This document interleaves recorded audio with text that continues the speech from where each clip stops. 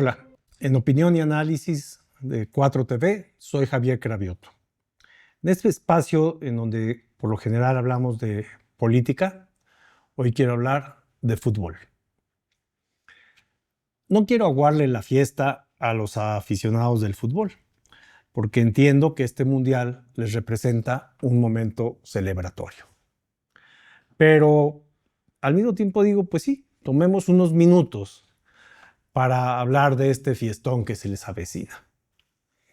El fútbol en México, desde aquellos años de fin del siglo XIX, en que se inicia en el estado de Hidalgo, derivado de la migración de mineros ingleses a la zona, ha sido un deporte que rápidamente se arraigó en el país. En 1902 ya se formaba la primera liga futbolera.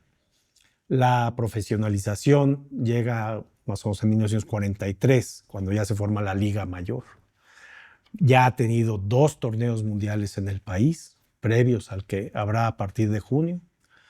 Sin lugar a duda, es el deporte que más patrocinios privados tiene, que más transmisiones de radio y televisión genera y que ocupa buena parte del espacio de esparcimiento y recreo de la población en general. En México, no ser aficionado se acerca a la excomunión social prácticamente, ¿no? Y no creo exagerar mucho.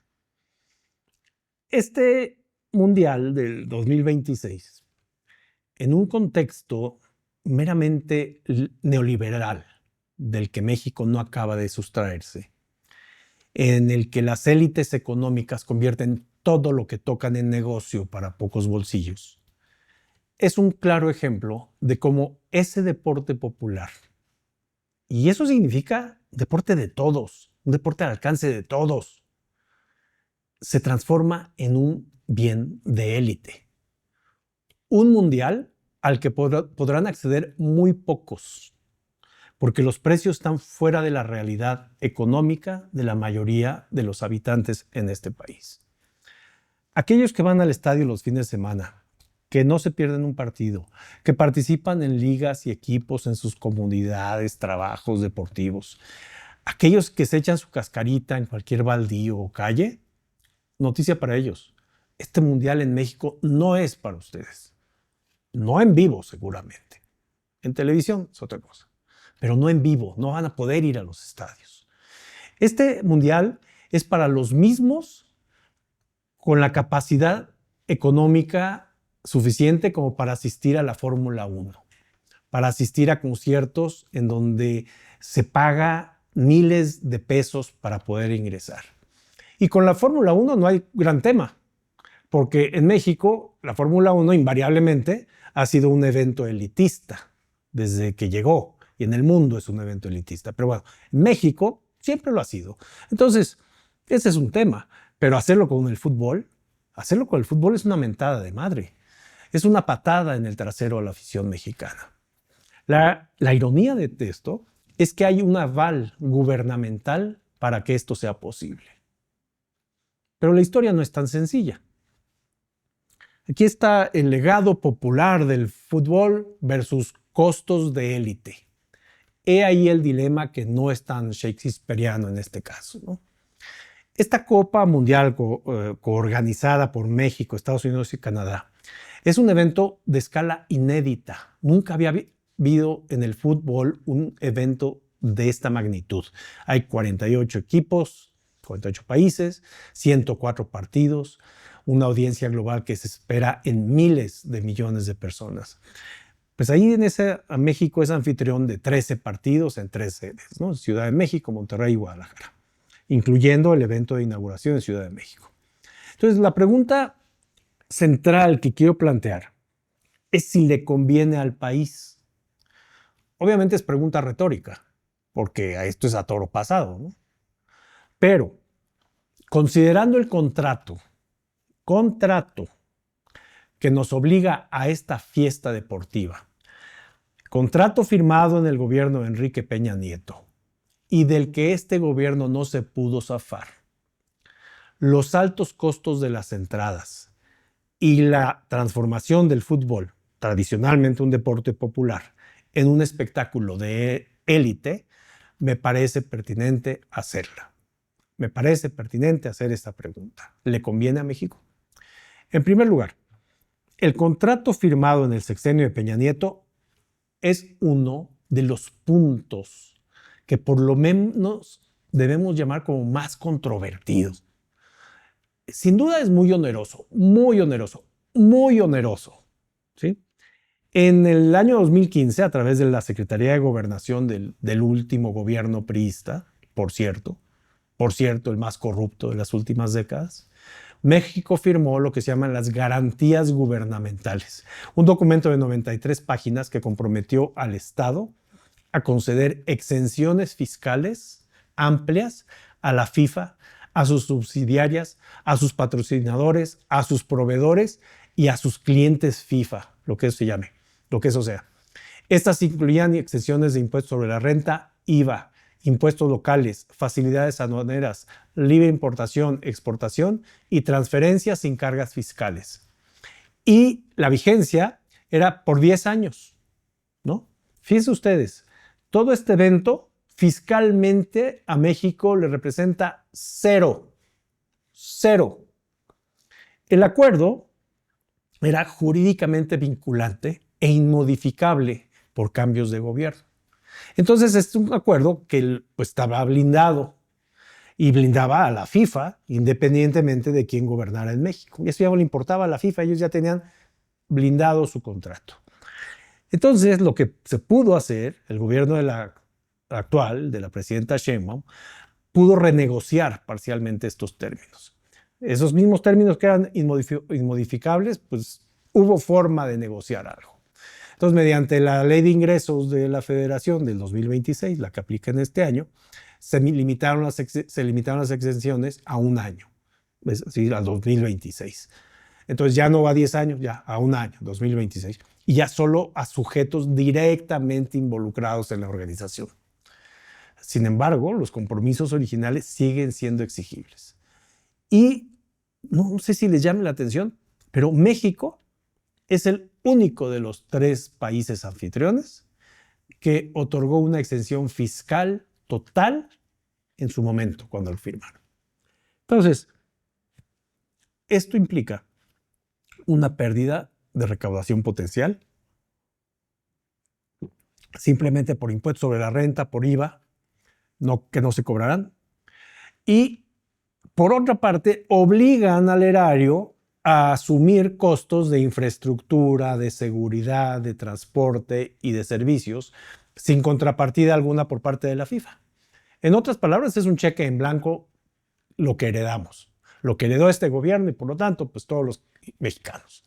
Es un cheque en blanco heredado que se le dejó al gobierno actual y lo deja en una posición muy incómoda porque o lo cumple o enfrenta demandas internacionales. Entonces, de este cerco contractual que tenemos encima, paso a una segunda crítica, y es la elitización del fútbol. Históricamente, el Mundial en México, el del 70 y el del 86, fueron eventos populares accesibles a las clases medias y bajas. Había boletos a precios populares que permitían a familias y aficionados vivir la fiesta en los estadios. Pero hoy el esquema de precios dinámicos, le llaman los precios dinámicos de la FIFA, cambiaron eso radicalmente.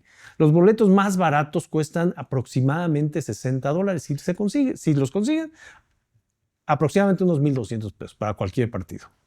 Y van a variar según la fase, entre 1,600 y $9,000. La inauguración en el Azteca, unos $1,800, que son unos 35,000 pesos mexicanos. Quien quiera seguir a México en todos los partidos, pues va a tener que meterle más de 70,000 pesos, ¿no? Los paquetes de palcos o lugares de promotores y empresas patrocinadoras empiezan en $5,000 y llegan a $73,000. Y la reventa y la dinámica esta de precios han elevado aún más las tarifas, con reportes de boletos de inauguración por encima de 100,000 pesos. Y se habla incluso de millones de pesos por pagar un boleto en casos extravagantes, ¿no? Ya hay reventas de millones de pesos. Entonces, Para un mexicano promedio, cuyo salario mínimo ronda los 400, 500 pesos diarios, y muchos trabajadores informales ganan menos, un boleto de fase de grupos pues equivale a varias semanas de sueldo, sin contar transportes, hospedajes, comida, ¿no? Todo eso es aparte, ¿no? Entonces, esto aleja al aficionado común. El fútbol, que es el deporte de masas en México, con ligas locales llenas y selecciones seguidas por millones en la televisión, se convierte de la noche a la mañana en un producto de lujo para turistas internacionales, élites urbanas o corporativos. Hay críticas en redes y medios y denuncian, que dicen estas críticas, dicen, bueno, pues que el Mundial ya no es para el pueblo, rompiendo con la tradición de 1986 y donde el Azteca vibraba con la afición popular, ¿no?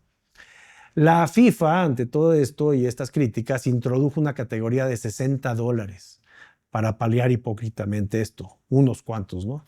Pero es limitada y no resuelve la percepción de exclusión. Y este es el gran problema que yo veo, la exclusión que implica. El resultado es claro, ¿eh? El deporte popular pasa a ser un evento de élite, donde el precio de la entrada no solo es monetario, sino un símbolo de desigualdad. Desde el punto de vista económico, ¿conviene? Las estimaciones de derrama son positivas, pero muy modestas.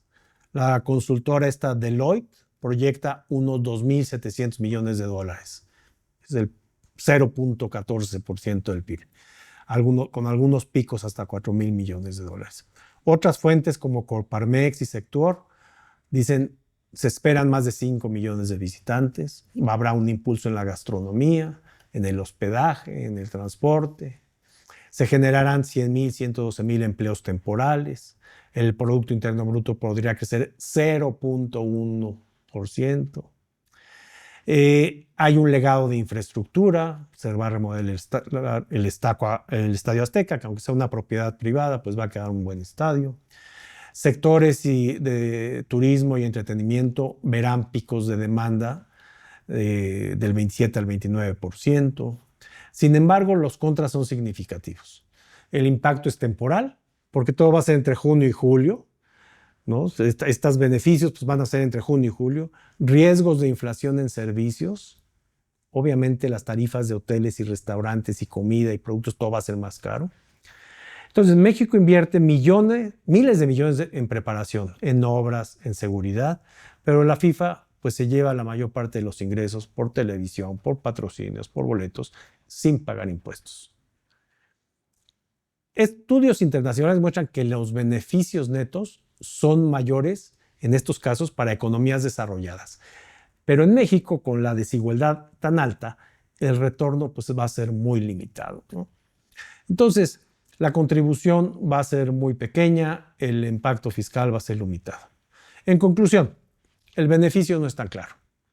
El Mundial 2026, la conveniencia no es tan clara e inequívoca. Pero mientras los precios de las entradas consolidan la elitización de un deporte que históricamente ha sido un unificador social, los beneficios económicos que son acotados y de corto plazo no compensan esta exclusión popular a este evento. Así que eso del fútbol para todos quedará como un eslogan vacío y el Mundial se recordará más por lo que costó al erario y el bolsillo del mexicano común que por lo que realmente dejó. Entonces, en un país donde el fútbol es pasión popular, convertirlo en espectáculo de élite no es solo un error económico, es un retroceso cultural. Así es que nos queda celebrar la fiesta en las pantallas que habrá en los parques. Muchas gracias.